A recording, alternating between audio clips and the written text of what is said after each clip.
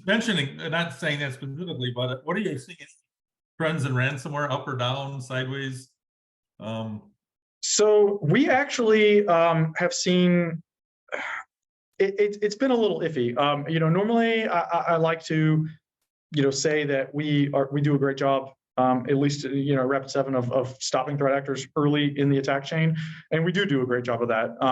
What I have seen, I've noticed an uptick in cases where, and I'm sure some of the threat intelligence reports that will come out, the coming year, are probably going to kind of mimic that. But over the years, we've seen decreasing dwell times from threat actors.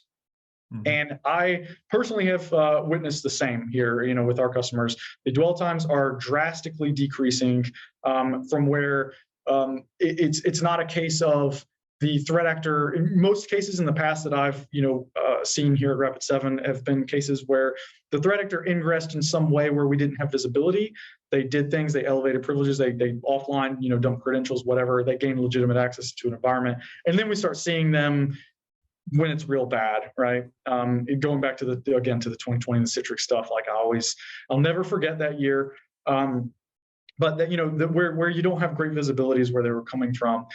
We have seen some cases recently where they are coming in ways that we see them and we identify them fairly early, but they start the ransomware approach fairly early on. And so I think that's, I'm not going to speculate on whether that's going to continue to be a trend. It's been a trend year after year as the dwell time has decreased, but we've gone from where we're seeing it, matter of days or maybe 48 hours to a number of hours in some cases. So I think that their threat actors are becoming a little bit more brazen.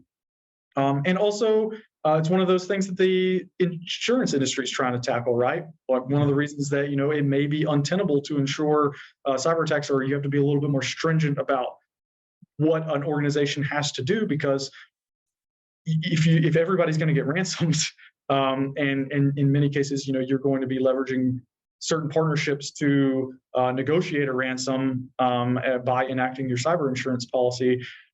Insurers and underwriters, they're going to be less interested in trying to cover you in those situations. If you haven't checked every box and then failed, then they're probably not going to insure you. And I say checked every box. I also like to caveat that with don't just try to check a box. When you're buying a solution or you're partnering with an organization, be a true partner, have true security in mind. Just because you have a cyber insurance policy that says you have to have these things in place, if you just go and pay a provider to do something and then ghost them whenever they're trying to reach out to you because they're identifying something in your environment because you really just bought it, check a box, that's really the wrong way to go. Absolutely, you do need to partner with those organizations because organizations like us, we're here to help. But we can only help you so much as you help us, and vice versa. So make it a true partnership. I throw that term out so much, but it is so important to actually be a partner with your vendors, because at the end of the day, like seconds and minutes do matter, and you want to know what are they going to be able to do for you, and we need to be able to know that you're going to be able to take action when the time comes. That is a really difficult chicken and egg question, keeping that balance right over the skill sets you have versus the information you may have to act on. It's a really difficult thing to figure out. It reminds me of the Jerry Maguire, help me help you, right?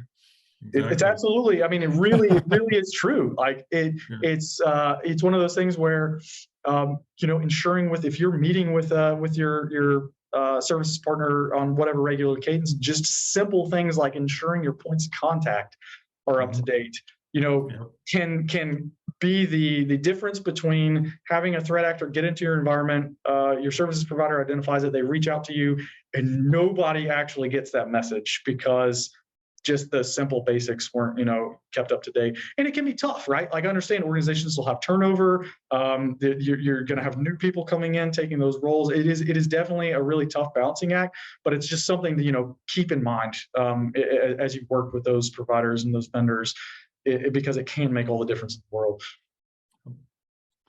As we, I guess, just wrapping up our the IT Trendsetters discussion, Kirk, is there anything else you wanted to cover before we I've been wanting to say something about I used to have a symbolic thing on those bookshelves behind you there. It's like the invisible pictures, or It's the symbolic clean slate for the new starting off. So we'll see what happens. Like IT, I'm always looking for new trends.